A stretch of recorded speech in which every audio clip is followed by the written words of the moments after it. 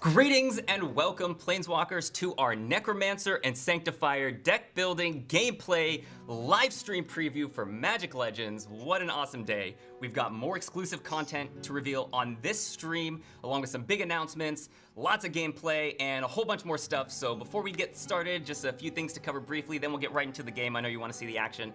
First things first, a round of introductions. I am SoFech, Community Manager for Perfect World Entertainment. We are the publishers on this fantastic title you're about to see today, and joined with me is the man, the myth, the Magic Legend, Adam Hetenyi, Design Lead at Cryptic, working on Magic Legends. How's it going, Adam?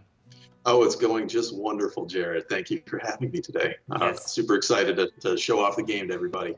So, yeah, let's jump in, man. Awesome. It's going to be a good stream, but before we go, we do have a couple announcements real quick, and then we'll jump in. So, hot off the presses, during the Epic Game Store Spring Showcase, Magic Legends is entering PC Open Beta on March 23rd on Arc and the Epic Games Store. That's right. Our free-to-play title will be available for everyone to play. You can play it at your leisure. It'll be open. We're not going to be doing any kind of character wipes. You and your friends can play on Epic and on Arc on March 23rd for our open beta. And of course, last but not least, before we get into it, our awesome friends at Alienware have hooked us up. Man, they're always giving us cool shit to give away. Our friends at Alienware are actually hooking you up with a chance to win these fantastic prizes. We've got a gaming mouse, a gaming keyboard, and a gaming headset, all in their lunar light color. Those aliens, they really know how to make some gaming hardware. Look at how cool this is. So the link for this is going to be in the title or in the description in YouTube. And this will be running for the whole weekend, so go ahead and enter to win. If you're watching the VOD a couple days later, you still have a chance to enter. And it's not just this hardware, there are multiple prizes you can win. One of which is a Planeswalker bundle, which we recently announced. It includes cosmetics themed on our 5 starter classes, a bunch of summon skins, and the Gilded Lotus artifact and experimental Sentinel spell, which are just timed exclusive. They'll be made available for everybody later on. And also, something that just happened today is our closed Alpha 4 began just like an hour ago, an hour and a half ago. So you have a chance to win a key for our closed Alpha 4. That is a closed test. It is an alpha test, but you have a chance to test Magic Legends before open beta on March 23rd. So be sure to enter this giveaway for a chance to win one or more of those fantastic prizes. So I think we're good to go. You want to hop into the game here, Adam? I would love to, Jared. All right, Let's excellent. jump in. Cool. If we have any extra lunar gray razor stuff, I would take some of those too. You know, I don't know if I think I'm not eligible to enter that. Yeah, unfortunately, we are exempt from the giveaways, which gives all of you a greater chance of winning. The world is not a fair place. But all right, so we are here in Hexenrast. Hexenrast is a town in Gavany in the plane of Innistrad. I'm sure that you guys probably recognize that from the CCG. It's a really cool but also dark and scary place to be. So I think we're gonna go ahead and jump into a mission, but first, I mean, the game is really all about your spell casting and your deck building, summoning creatures, casting sorceries, and all this. So Jared, do you want to pop open your character stuff and we can look through some of it? Yeah, so we want to do a little bit of menuing first. Like, we want to progressively reveal things as we can. So things that we're not covering on this stream, we're definitely going to cover in future streams. But we do want to show you guys some fancy stuff going on right here. So this is our loadout class panel. And we only want to show the Sanctifier and Necromancer today. We'll show the other ones. But Adam, on the right side here, there's a couple tool tips. Do you want to tell everybody, the audience at home, what these are about? I would love to read text off the screen into their earbuds. That sounds great. Sanctifier is you can see, white mana class. So we're launching with 5 classes at the beginning, 1 for each color of mana, and we're going to be building upon that all the time as the game is live. So the Sanctifier is sort of like a cleric-y type class. You shoot holy bolts, these piercing bolts that go through guys. When you upgrade it, it'll shoot sort of like a contra spread, like a split shot. Which is pretty cool. Your secondary power on your RB, if you are playing on the controller, is a Wave of Radiance. This is a slow-moving forward wave. When you first use it, it'll just damage enemies, and then later, when you upgrade it, it will also heal your summons. And then your utility power there at the bottom, Salvation, is basically a team heal. So on a cooldown, you're able to drop a heal on yourself and your summons. It also adds a sort of like this angel charge, a devotion counter. I think of it as an angel charge. Still, that's the way we defined it, quite some months ago. And so when you have 3 of these devotion counters, then the next time you use salvation, it will cash them in and drop down an angel to fight for you for a little while. So that's why it's an angel charge to me. Awesome. So yeah, it's pretty straight down the middle white mana class. It's actually one of my favorites to play. I think it's really fun. And my favorite so far too. Good, I'm glad. So what are we running deck-wise here? I imagine at least one of the colors will be white. Yes. So since this is a deck building stream, we're planning on doing a loadout stream pretty soon. Probably will be our next stream, and then we're going to show off some of these other tabs here, but actually I want to show off the deck right here. But since this is also Necromancer and Sanctifier, which we haven't shown on stream before, and I don't think we've even shown like any of their abilities, we wanted to show that right quick. And then here we have the deck screen under loadouts, but more importantly, we have the library tab, and this is where the magic happens. So Adam, if you want to go ahead and just give us a really high-level overview, just a brief overview of what we're seeing here, because there's a lot of stuff going on the screen. Sure, yeah. So deck building is really, really important for playing this game. As you might imagine, it's an action RPG based in the Magic the Gathering multiverse. And so deck building is really core to playing this game. What you can see here, there's a lot of stuff I know, is that every deck is made up of 12 spells, okay? You're gonna see when Jared's playing in game that you're gonna have 4 of them available at a time. That's your spell hand, but you build your deck out of 12 spells. And then spells, they are either creature summon spells, or they're sorceries, or they are enchantments. So creature summons, as you might imagine, you summon a friend, he fights for you, dies for you probably. Oftentimes they have attached effects on death or enter the battlefield, right? Things you might expect from Magic. You are also limited in how many creatures that you can put into your deck. You can see up there pointing at the screen the creature point count.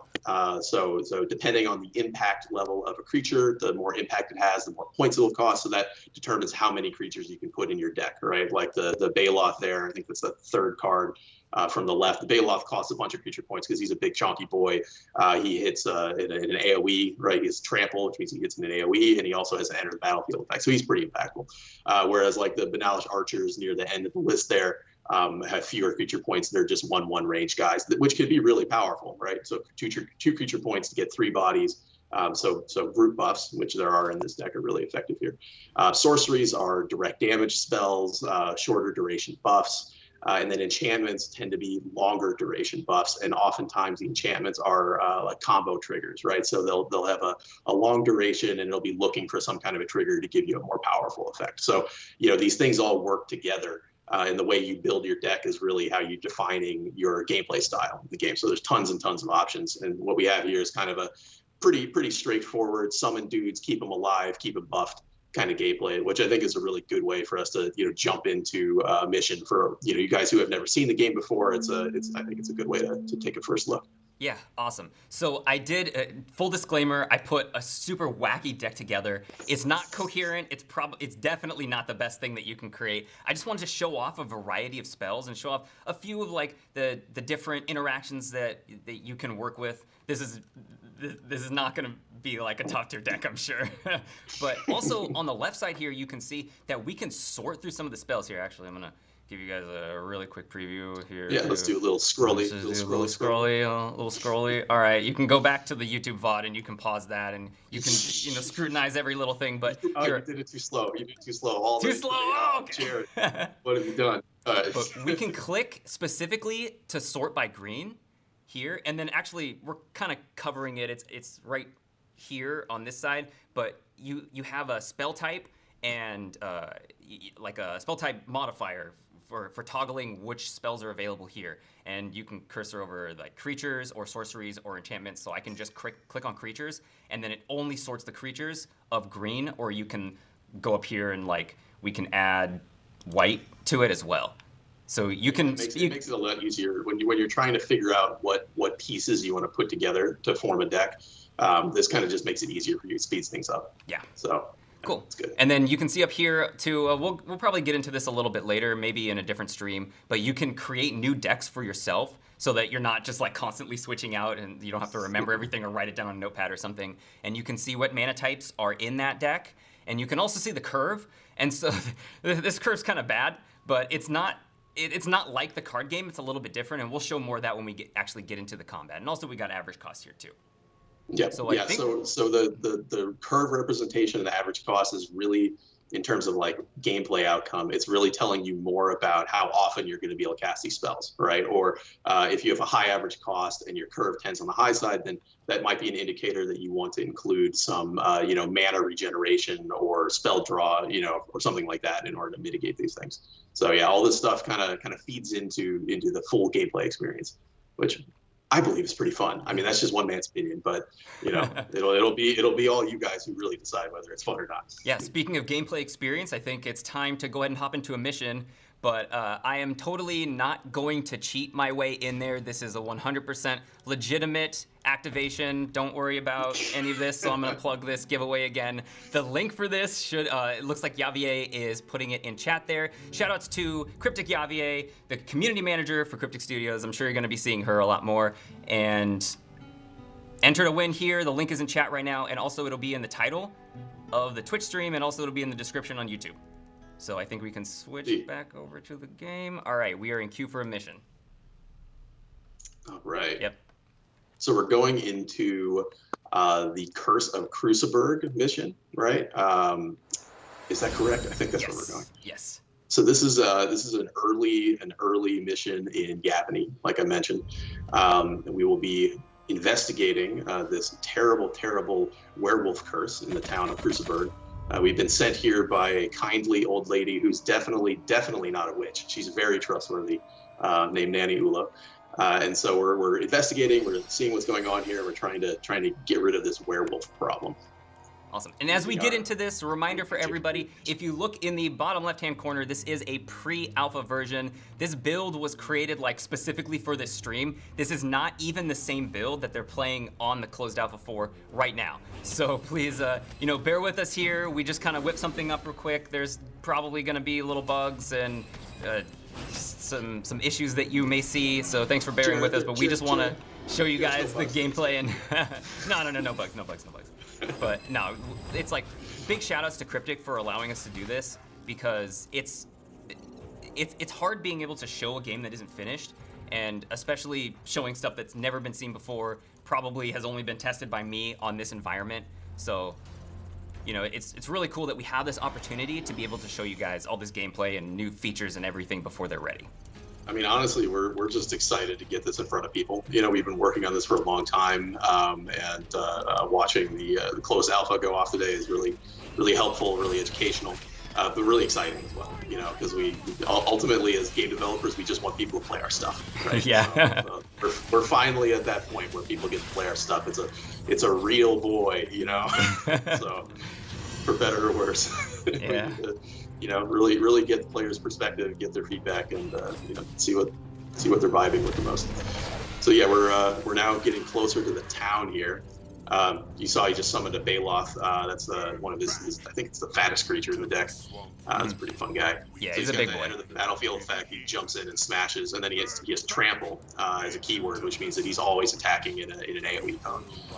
That's really a lot of what we do developing Magic Legends, is thinking about the elements that make Magic the card game really cool, really memorable, and then finding ways to translate that into an action RPG environment. So, trample turns into attack in an AoE. In the card game, of course, that means your damage goes over the top of the toughness of your blockers.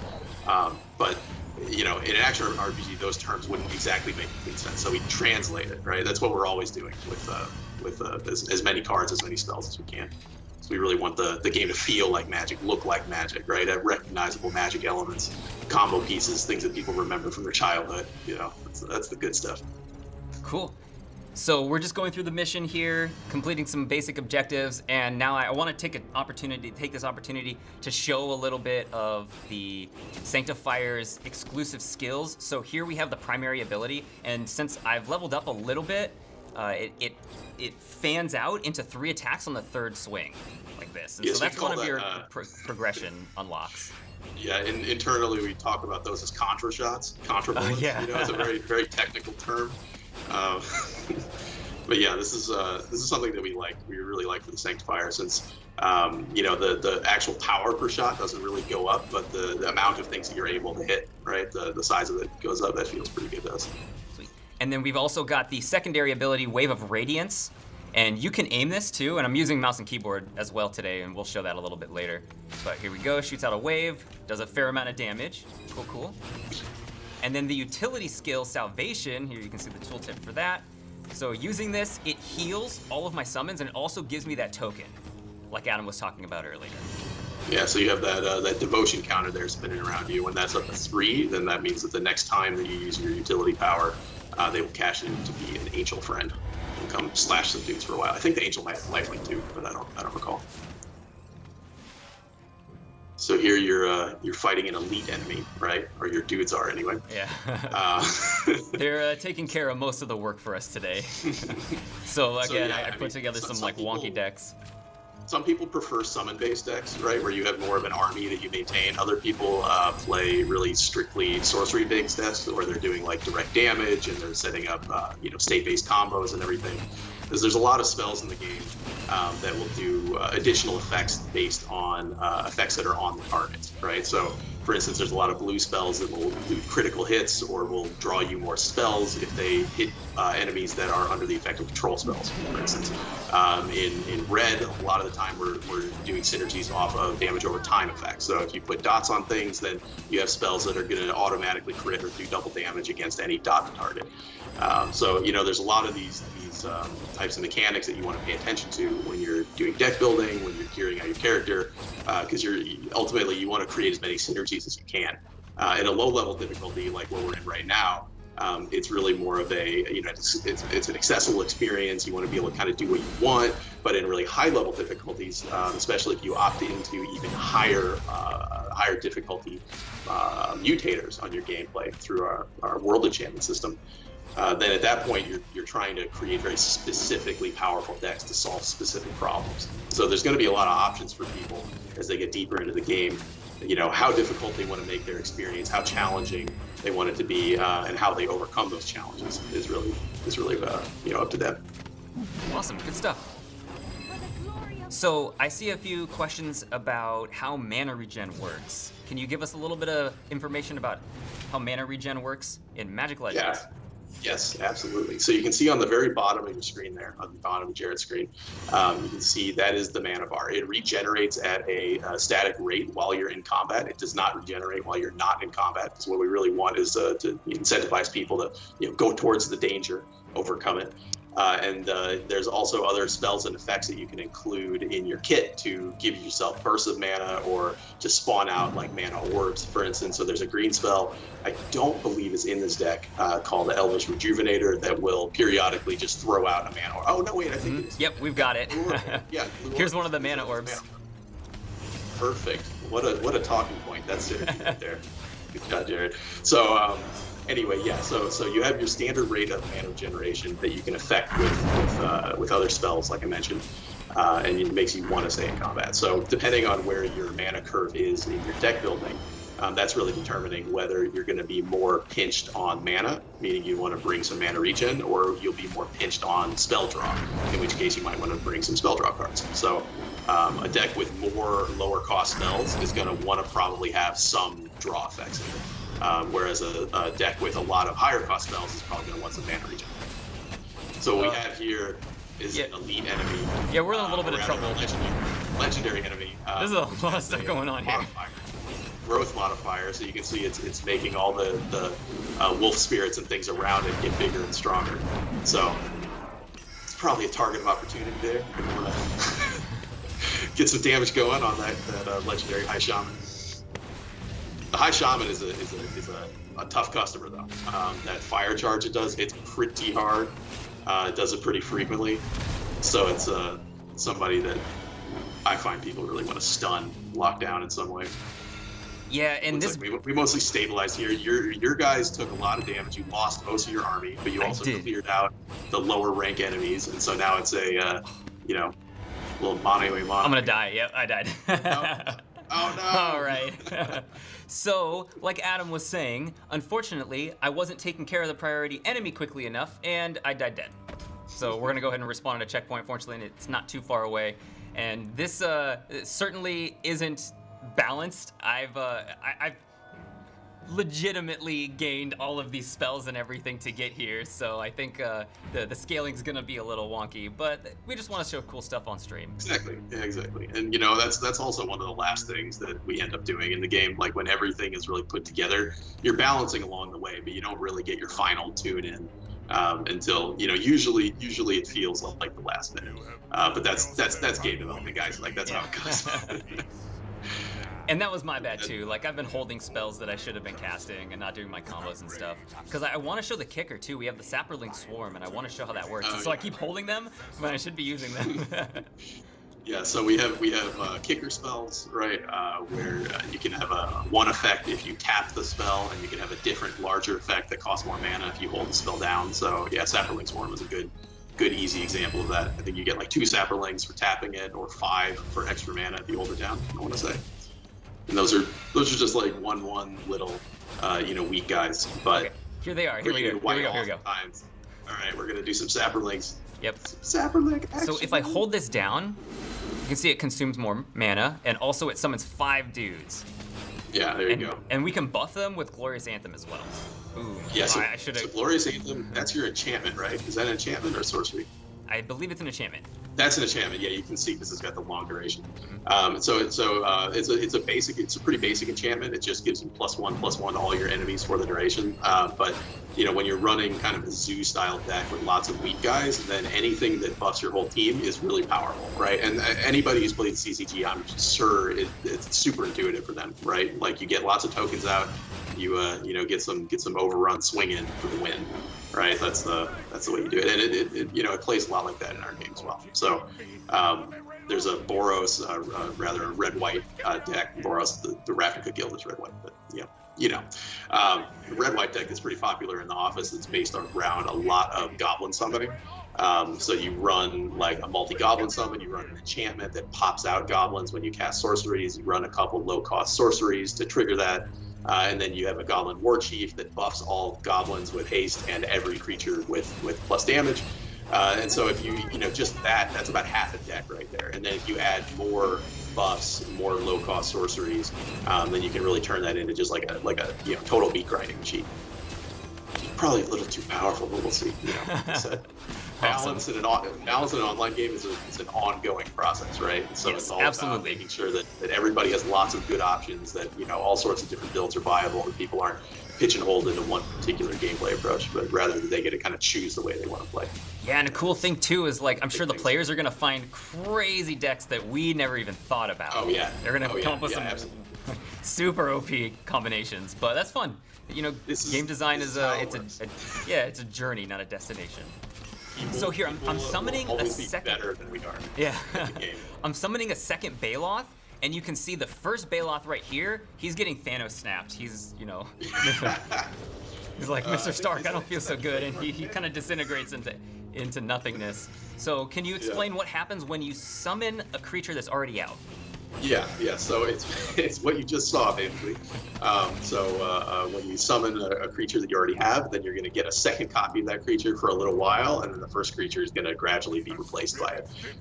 It's just to make sure that, you know, I talked about before, the creature point system, to make sure that there's a, you know, total amount of you know, body power that you get onto the field. It's really the way that we solve that. So it gives you like a peak, right? A burst from summoning a second one. And then, of course, the new one comes in at full health. Mm-hmm. And so a lot of times the play, especially with an expensive spell like the Baloth, is to wait for the Baloth to be relatively low, right? You know, like 10 or 15% health, and then drop the second one in and let them, you know, both trample on the same enemies for a little while. And then the first one's gone, and the second one is full health, healthy, ready to go, ready to rock. Sweet, and you can see the list of active summons that we have over here on the right side. These are all of our creatures that are alive right now, and you can see their health bars right above their portrait. And so we can heal them up, and you can keep track of them, so you don't have to constantly be looking around the map. It's a really convenient way to keep track of all of your summons. So you just cashed in your devotion counters for a temporary angel. You can see it there floating next to you, slashing guys with its angel sword. It's pretty fun. You know what we haven't even mentioned at all so far, Jared, is the way your spell hand works. Yeah. Right? Which is like pretty important to me. It's a little bit important, yeah. Kind of like the first thing that we should talk about. So what's happening here, guys, is that while Jared has a deck of 12 spells, you can see he has a hand of only up to 4 spells. And so whenever he casts spells out of his hand, they get randomly replaced by a different spell out of the deck. You can see the timer there at the bottom of this empty spell hand slot. Filling up, that's showing when the next spell is going to draw.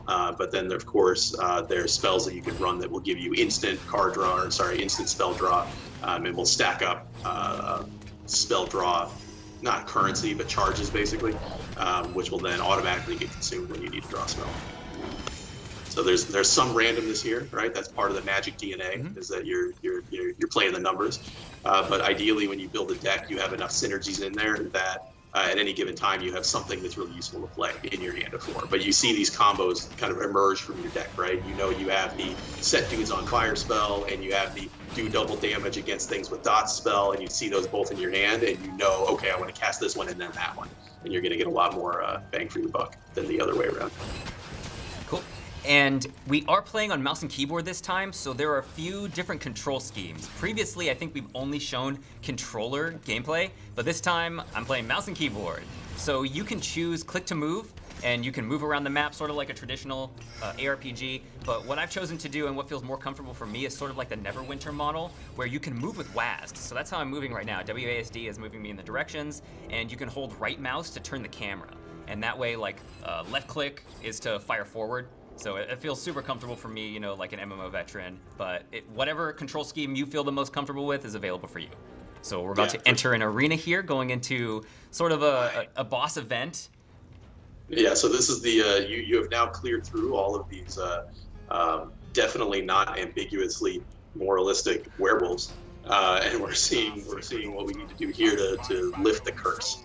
So as we've been going through the mission here, we've been breaking down these kind of wolf spirit walls, right, by extracting the spirits and defeating them. And then here we need to do that in a few different spots at the same time, a few of these altars, in order to cleanse the amulet. Can you talk about 2-stage targeting too? That's something that's really important, especially with mouse and keyboard gameplay, and also with controller gameplay. But I think on mouse and keyboard it's easier to show, because let me wait till I get a 2-stage targeting skill, but you can probably start prefacing it now. yeah. So critical to gameplay. He was showing earlier that you could spin the targeting around for his RV, right, his secondary power. Most spells, in fact, are targeted in this way. So if you hold them down, the only exception being kicker spells and spells that cost mana from a hold down input. But most spells are 2-stage targetable, which means that if he holds it down like this, then he can choose exactly where that Baloth's going to land. Now that's important because the Baloth has a enter the battlefield effect, so that's basically like a low power sorcery in addition to getting the body. But even creature spells without enter the battlefield effects are 2-stage targetable, because oftentimes you might want to put your archers behind you, right, to shoot forward into your enemies. Or for instance, there are these Emberling guys that are ranged red spell creatures that explode on death. So maybe you actually want to dump those guys right into the middle of enemies. But it's really more impactful for standard sorceries where you're trying to target like a narrow radius Wrath of God type effect, a Divine Wrath spell, and hit the maximum number of targets that you can. So you want to fine tune the targeting there, fine tune the location, try to get the most power out of your spell. So spells will auto target to whoever you are targeting at the time, or shoot in front of you if you don't have a target, if you choose not to 2-stage. And so playing that way is pretty viable. But if you want to be most powerful, most efficient, then you're gonna start aiming your spells. Yeah. And so, because we're showing Necromancer and Sanctifier today, I wanted to do very different builds. And when you think of a traditional Necromancer, you think of a summoner class, but I actually wanted to do the Sanctifier as the summoner class, and the Necromancer is going to be something different.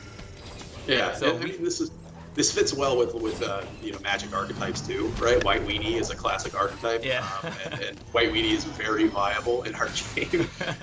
So this is I think that even though the Necro is traditionally in fantasy and everything, like the Razor of the army, and you can play the Necro very much that way, there's a lot of flexibility here. The deck building aspect goes beyond just the spells you're choosing, right? Because you can play a Sanctifier with a white-green deck like this, but you could also take your Necro deck and just play it as a Sanctifier, or take your white-green deck and play it as a Necromancer. And so the way you kind of mix and match all these things is really what's determining how you play. Awesome, and we made quick work of that after I started paying attention. No more wipes. So cool, we completed the mission. This was like a very, very early mission. I think it's probably one of the first, if not the first, in this campaign. So, you know, pretty introductory, some cool stuff we got to show off here, and now we get to collect our rewards. And I'm sure you've been seeing the spell shards popping up on the right side of the screen too, the spell collects. So here are some more. I think we don't want to really detail these too much, just give you guys a little bit of a teaser. But that's a sexy Shivan Dragon there. Yeah. Everybody likes a Shivan Dragon. That's classic. So yeah, like you know, one of the most common forms of loot that you're going to get playing Magic Legends is spell pages, right? You're getting lots of pages for lots of different spells, and then you're going to use them to upgrade the spells along with Ether, which you're getting for completing missions and, you know, killing stuff in the overworld, doing skirmishes. So yeah, that's one of your most important advancement progression vectors is upgrading your spells. You get a lot of power out of that. Cool. So we're gonna go ahead and switch over. That was the end of the Sanctifier segment. We're gonna switch to the Necromancer. I have to do some not cheating to get this set up, so if you bear with us for just a moment. Mission loading, yes. Yes. And we'll go over we'll go over the deck and the Necromancer abilities as well before we actually hop into that gameplay. So give us just a moment here, but I think this is a good time to go back over our announcements. So yes, open beta for Magic Legends is launching on March 23rd for Arc and the Epic Games Store. And we are currently, like right now, running a closed alpha test. So this is, the closed alpha test is under NDA. It's just, you know, a really closed private test that you can possibly get into and have a chance to try out Magic Legends before open beta on the 23rd of March. And during the open beta, you will be able to stream, and you will also not lose any progress, and everything that you're seeing here should be in the game in a much larger, broader sense. You'll be able to play through the whole campaign and all that jazz, everything that you would want out of an open beta. And it's free to play, so you can just download it on Arc or Epic Games Store, and you can jam with your friends. And also, right now, while I'm loading in, we are running an Alienware giveaway. Check this out, awesome hardware provided from our friends at Alienware. So the link for this giveaway should be in the title on Twitch right now, and also in the description on YouTube. And if you're watching this a couple days later, then you still have a chance to enter to win, because this will be running throughout the whole weekend. So check that out. There's also other prize tiers too, and one of those is our Planeswalker bundle. You have a chance to win that, and also an XA4 key to get into our closed alpha test right now. Right meow. Yep. So as we are living that is some really nice looking hardware, I do have to say. And I promise I'm not shilling on that. Like, I haven't seen those before. I think it's pretty sweet. But cool. So here we are on our Necromancer. We're gonna be using a blue deck for this one, and actually I've put 0 summons in this deck. So here we can see some of the Necromancer skills. How dare you, sir. I know. We're in Shiv in Ancum City. So actually, let me open up. We'll just do the same thing that we did here. Go to class. Boom. All right. So check this out. Necromancer. Sort of first look at the Necromancer. Adam, if you want to just briefly read the descriptions, just tell us what the Necromancer is all about. Well, I'm mesmerized by your fashion choices here. This is a good-looking character. Yes, indeed. So yeah, good for you. Okay, so yeah, Necromancer has here this thurible. It's like a evil incense censer hanging from a chain. He whacks people with it. It's imbued with necromantic magic. So that's all pretty good. Primary combo, he lashes them with his weapon. It puts a damage over time effect on enemies, and then also does a little bit of a health leech effect back to the Necromancer. So the primary combo is already, the primary combo is already enabling spells that are looking for damage over time effects, for instance, which is pretty nice. His secondary power on the RB, on a controller anyway, I'm used to calling it RB spell, is Grave Upheal. So he pops some skeletons out of the ground, he makes an evil explosion, and skeletons come up and fight for him for a little while. So even though you're not running summons in this build, you still have access to some temporary bodies to absorb hits for you. And then his utility power is it kind of curses enemies around him, called Soul Wither. It curses enemies around them, makes them incorporeal for a little while, which means he can run through them, and then also leeches health from them to heal him. So there's, the Necromancer kit has a lot of sustain inherent to it. It's a bit tougher for a caster type. It's more of a mid-range character. But yeah, it's cool that you're running a no summon deck, because I think that let's hope that it runs well. And it's effective, right? I mean, yeah, it functions. It's good enough, but it's not. A little bit. It tends to be like a higher risk, higher reward kind of situation when you run no summons, right? Because summons are tanking for you, they're absorbing damage for you, they're kind of controlling the battlefield a little bit. So there's a lot of kind of soft control that comes from just having dudes out. But if you run no summons, then that means that you get to bring just money, basically. You're just bringing damage, you're just bringing, combo enablers and that kind of thing. So, it's a bit more dangerous, but you probably, you can do more burst on demand. You might be able to do more, clutch kind of maneuvers. So what are we looking at here? We got a couple direct damage spells here. Leech Outbreak is a pretty fun dot that bounces from target to target. Let's see, can you go to the fourth spell there, right? Which I want to say is Damnable Pact. Damnable. Damnable. You got to pronounce the N, right? Damnable Pact. So this one is pretty cool, I think, because since you're not running any creature spells, it's going to be a little bit more difficult for you to kind of sit back and let your hand refill, let your mana refill, right? It'll be a little bit more dangerous. And so having something like this is nice, because if you get a second, you can just, hold it down, because you can tell it's a hold down spell because the X cost, hold it down and just start dumping your health into spell draw, right? So you can quickly refill your hand, and because you have some natural leech in the Necromancer kit, then you'll probably get that back pretty quickly.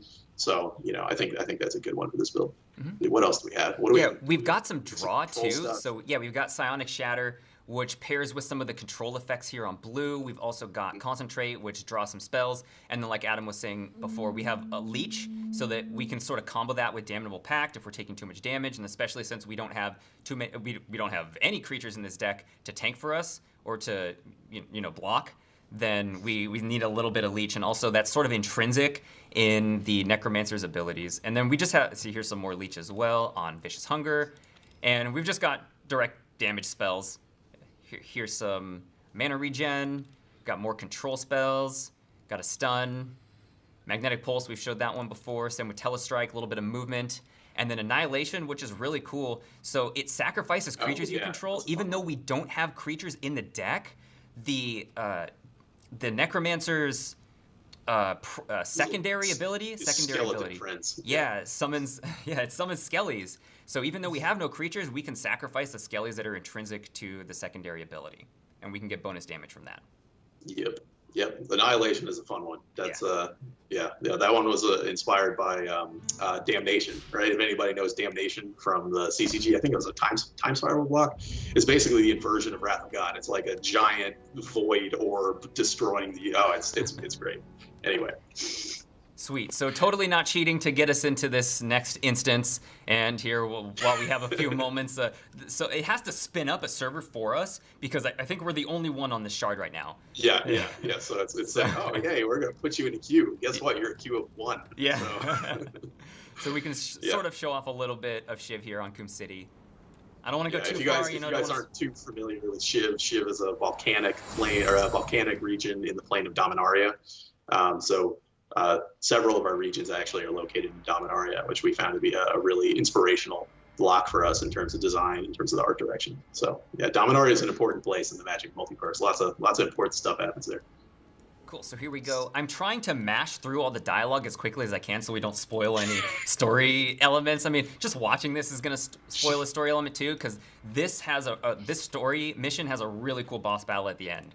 So big spoiler warnings, but you should probably stay and watch, because it's pretty awesome.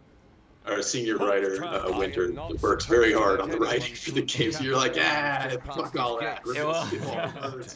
Yeah, I just don't want to, I don't want to spoil too much. So the people who are interested in it, they can just freeze frame and they can pause and stuff. But actually, you should be experiencing that when you play through the game on your own, because it's really fun getting all the background story here. What is the meaning of But we really do think in terms of player freedom as much as we can. So if somebody is really just about blowing people up with angry spells, then good for you, man. That's have a good time. If you want to skip the dialogue, that's cool. But we prefer that you engage with the story. We care a lot about the lore of Magic. We really want it to feel like a Magic environment, a Magic place. That people can recognize the settings and the characters, right? The factions, the themes. That's all really important. I love Tornado. Tornado is such a fun it's spell. so fun. It hits hard. It looks good. It drags enemies around. Yeah, it's a good one. So something I just is I use Psionic Shatter, which deals damage, and if the foe is under a control effect, then it draws for you. And so Soul Wither counts as a control effect. Even though I'm not using a spell, I'm just using the ability, then I was able to draw instantly with that. Pretty cool. That's a big part of choosing which class you want to play as well, because you can switch your Planeswalker class at any time. Well, not in a mission, but you can switch it whenever you're out there outside of a mission. In safe areas, and so as you unlock more classes that have more core mechanics like that, it really forms a lot of natural synergy with the decks you're building. So a lot of people take the intuitive approach. Oh, there's Annihilation. I love it. A lot of people take the intuitive approach of picking the class they're going to play first and then forming a deck that fits to that class second. But you can do that in reverse as well. And so especially when you've been playing the game for a little while and you have like a couple different decks that you enjoy and a couple different classes unlocked, a lot of times what you'll do is you'll have a deck that you like and look at a class mechanic and say, ooh, this deck really likes having dots to trigger off of, but this class just dots everything all the time when it's primary attacking. There's a lot of natural synergy there. Same deal if you have a class that has like a brief stun or a snare or something in their primary combo or as part of their a secondary utility power. Then suddenly you don't have to worry as much about having just the right 2 or 3 spells in your hand at the same time, but rather playing the odds that you're going to be able to enable this state, and you're going to have something in your hand to take advantage of it, and just end up with a higher performing machine than you might otherwise. Yeah, a little lava here. It's a hot place. Yeah. Right? Tons of freedom, tons of like variety in how you want to build your decks, and tons of opportunity for players to sort of create their own Planeswalker. I see people asking about open beta date. Oh my God. It is 3/23. It's March 23rd. So I see some people saying the 26th. You are mistaken. It is the 23rd of March. Just not that far from now. Actually, we're coming up on it. Just a few weeks away. It's gonna go fast too. And we have a lot more cool stuff to show too. We're gonna be revealing pretty much all the systems on stream at some point. So we've sort of been taking it easy now, just like one system at a time, but you can see here we're already ramping it up. We're showing 2 classes today, a bunch more spells, showing off the whole deck building system, showing off new combos and lots of cool stuff. And so probably next stream, whenever that will be, will feature a lot of our loadouts, so that'll include like equipment, which is amazing, and also our artifact system. So be sure to follow us on our social channels, especially here on Twitch, so that you know when we go live for that next stream. Yeah, there's a lot of stuff in this game. So we're talking a lot about spells and classes today, but artifacts are also a huge part of your deck building experience because they're giving you triggers, right, and buffing particular colors of mana and creature summons and things. So yeah, there's a lot going on there. And then your equipment also will have lots of these deck building like effects, right? Looking for triggers and changing the way you play. So yeah, there's a lot there, a lot of stuff to do, a lot of stuff to explore, things to combine together, build your builds, be better than us, right? Blow out all of our tuning expectations. But that will certainly happen. If you are just too good and you make a machine that is just too powerful, then there's always a higher difficulty that you can go to, right? You can add more world enchantments and play the maximum difficult kind of mutator variants. And so there's there's a high ceiling there if you are just, you know, too cool for school. Yeah, and that's something I don't think we've mentioned yet, but we're playing on normal. Like, everything that we've shown here is just on normal with totally boosted decks. So it's not very indicative of the actual challenge of the game, but if you think this is too easy, there are 3 difficulty levels above this, and that's not even including any of the affixes and enhancements that you can get on the enemies and on the dungeons, and then of course you get more rewards for that too. I'm sure at some point we'll do a stream showing off the World of Jam and stuff. Oh, yes. Which is really cool, right? That's really crazy. the big end game system, right? So yeah, we have lots of insanity that comes out of those mutators. I love the art for the concentrate spell. The flipping pages is so nice looking. I just kind of use it to like cycle 1 or 2 spells because I like the ones I have right now in my hand.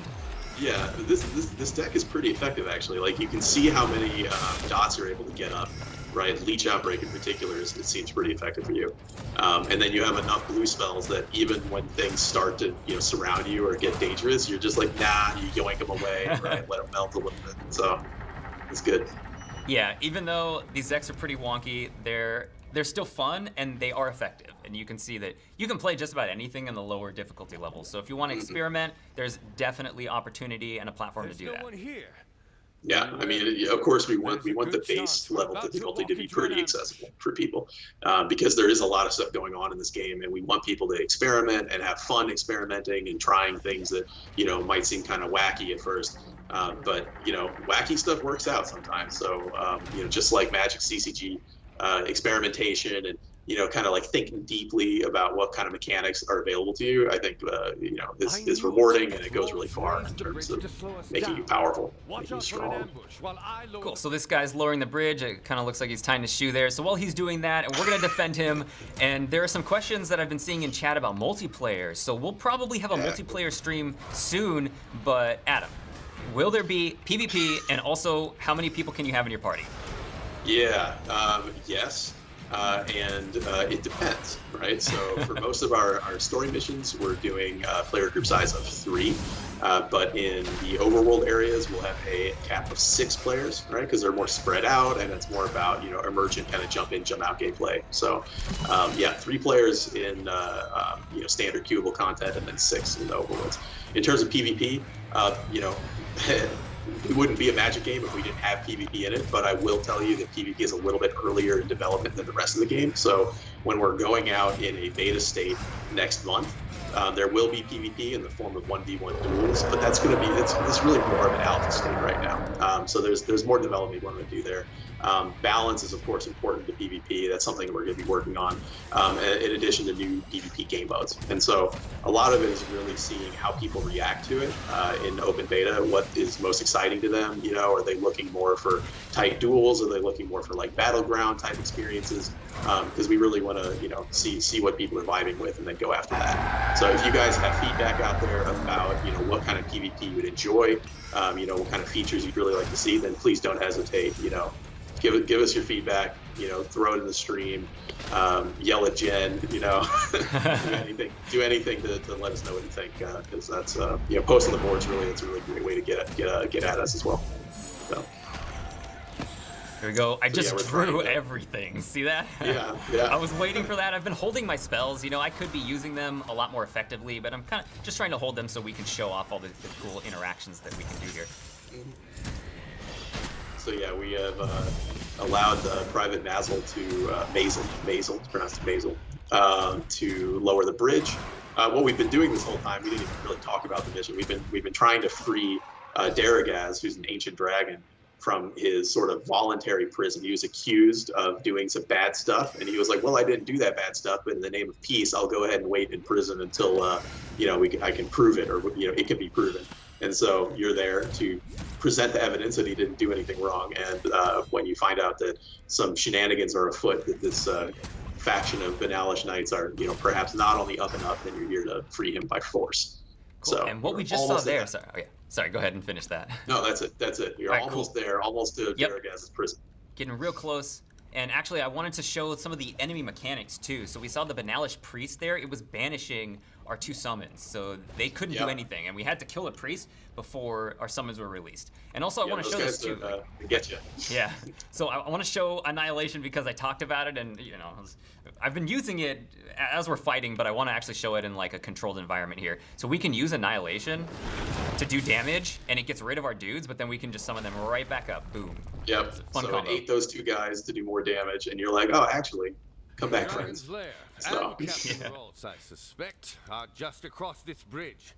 I will remain behind and hold this. So yeah, you can hear voice acting, dialogue, cool stuff. I can't hear it. Okay. Yeah, yeah, you can't hear it. The people at home probably can. I have it turned down a little bit so it's not competing with our voices, but it's definitely there. I've seen some questions about that too. Cool story elements. Voice acting, dialogue. Skip past this. These guys get crushed. All right, it's a boss battle. It's a Dargan. Why are you spoiling, Jared? Come on, man. That was. I know. Oh, okay. Let me just turn off the stream right now. We'll just cut here. Yeah. It was all going so well. So yeah, this is Kyashitar. Kyashitar is the angry dragon. You see it flying around, leaving big streaks of fire. Previously, it is there to protect the prison. Made a deal with Gavin Denise, the head of this faction of Benelish Knights. He goes flying off. You're gonna have some dudes you're gonna need to murder here. Avoid his mortars, so he's gonna be hailing fire down on us from the heavens, and we're gonna have to avoid that. We're trying to fight all these guys. That's what I would do if I was a dragon. Yeah, absolutely. You don't need to fight him on the ground, just breathe fire at him. So you can see down in the corner there, you can see down into the pit, you can see Daragaz in his magic prison. But you're in combat, so, I don't want you to get hit by the Fiend Slayer Paladins too hard. I'll be fine, hopefully. Hopefully it'll be okay. Just have to keep on my toes here, because the fire gets progressively more dangerous, and... okay. I don't have too many summons, obviously, to tank all of these paladins here and the priests, so we kind of have to face tank them, and I have to make sure I'm positioning very carefully to avoid taking too much damage. That was a good annihilation. That was really nice, actually, because your 2 little friends were getting controlled by the priests, right? But you can sacrifice them out from underneath exile. Yeah. So you counter the exile, and you get more damage out of the annihilation. Okay. We're a little bit low here. I want to pick up that health orb. Blast it with the fire. There you go. Oh, there you go. All right. We're stabilizing slowly. Want to kite a little bit. Get you're gonna want your little skelly friends up. Yeah. Want to get him to a good spot where I'm far enough away. Okay, cool. So we did enough damage to him to push the phase. Yeah, so now he's flying away, and we have a little bit of a moment of reprieve. Okay. Yep, see, now he's breathing fire everywhere. I would recommend cycling some spells to try to get the Vicious Hunger in hand. That is a good idea. We have Leech right here, too. Decent. Yeah, Leech helps, too, yeah. There you go, Leech, and let them help you. Yep. No, not gonna let him help me. Just burst. It's all damage. It's all damage. Sorceries. Go. Backseat game is real bad right now. So. Here we go. We got Vicious Hunger. Chunk that guy down and get a fat heal from it. Yeah, there you go. Teleport in. Get a little bit of draw here. Boom. And again, I'm not being that efficient with this. I just want to show off all the spells and the cool interactions and stuff.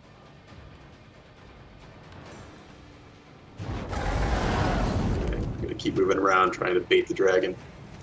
Ooh, these guys have an augment. Look at that. They're glowing blue.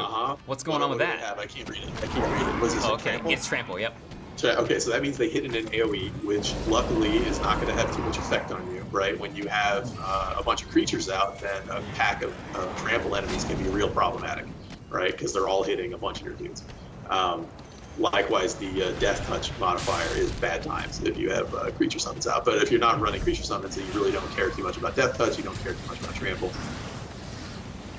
you almost could get him in a tornado. You know, the natural enemy of all flying things everywhere. Tornadoes. Yes, the tornado. All right, cool. So it got a little bit hairy there, but we still managed to take him out. This is good. Great success. High skill. Here's our buddy. voice acted, skip past that. Don't want to spoil too much of the lore. And then we collect our reward. Yeah. Yes, what makes it all worthwhile. You know? Beautiful explosions. And then... I mean, really, you should enjoy the satisfaction of a job well done, you know, but that doesn't last long. But spell pages, on the other hand. Yes. More permanent reward. Absolutely. So don't want to spoil too much there. And as we planeswalk out, that is gonna do it for the gameplay segment of this stream. We showed a lot of cool stuff off, including Sanctifier, Necromancer, some green-white decks and combos that you can do there, a bunch of new spells, like probably 20 spells that I think we haven't shown off on any stream before, and then also a black-blue control kind of sorceries, direct damage deck for the Necromancer. And yeah, good stuff. We showed some story missions that we haven't seen before. We also got to show off Gavany a little bit there. And what else? Yeah, it's all good stuff. I mean, this is a lot of these things are you know, getting seen for the first time, and you know, of course, we're going to be showing more and more going forward. And then pretty soon here, in just a bit over a month, all you guys will be able to jump in and play to your heart's content. Yep. So, thank you to everybody who is playing the external alpha right now. The feedback that we're getting is already really helpful. So yeah, please keep it up. Play. Let us know what you think. Yeah, have a good time. And before we go, real quick, one more time, we are running this Alienware giveaway. Shout outs to Alienware for providing this awesome hardware that you have a chance to win. The link for this giveaway should be in the Twitch title. It'll also be in the YouTube description afterward, and this will be running through the whole weekend, so even if you're watching this VOD a couple days late, you still have a chance to enter to win this Alienware hardware, and also a Planeswalker pack, and also XA4 code, which will get you into our closed alpha, which is happening right now. And that'll be running for a few days, like a week and a half. So you get a chance to test Magic Legends a little bit early before our open beta hits, which is coming to Arc and to the Epic Games Store. And open beta starts on March 23rd, and that will be free for everybody. You know, you can bring all your friends in, you can start playing the game, and we're hoping to not have any wipes for that point, going forward until launch. Yes. That would be very bad. So yeah, open beta for us is you know, once the game is in the hands of the players, you know, it starts to belong to the customers. You know, like, and we become you know, less developers and inceptors of the thing and more stewards of it. You know, and that transition happens over time. You know, but once people are in the game, you know, that's what we want. But you know, it also means that we owe them a good, fun experience. You know, rewarding gameplay, good progression, stuff to do. Cool. So I think that's about gonna do it. Any last words, Adam? Oh God, what is the line at the end of the videos that you guys have been having me do? Right, we'll see you in the multiverse. Yeah, that's right. That's right. Ignite your spark, and we'll see you in the multiverse. Awesome. So for myself and for everybody at Cryptic, thank you so much for being here. Thanks for supporting us. Thanks for following. Be sure to hit us up on our social channels at Be a Magic Legend on Twitter and Facebook, and also our Discord. We have a lot of devs in the Discord, and Cryptic Yavier is over there. She's chatting with you guys, providing little spoilers and information, answering questions and stuff. So be sure to follow us on those channels so that you know when we have major announcements, and we're gonna be doing giveaways, and we'll have another stream soon, so be sure to follow us here on Twitch and on YouTube. And for myself and for everybody else, thanks so much for being here. We can't wait for open beta on March 23rd. So, all right, Yep. I think that's Thanks, about everybody. it. All right, Adam, wait till we're out.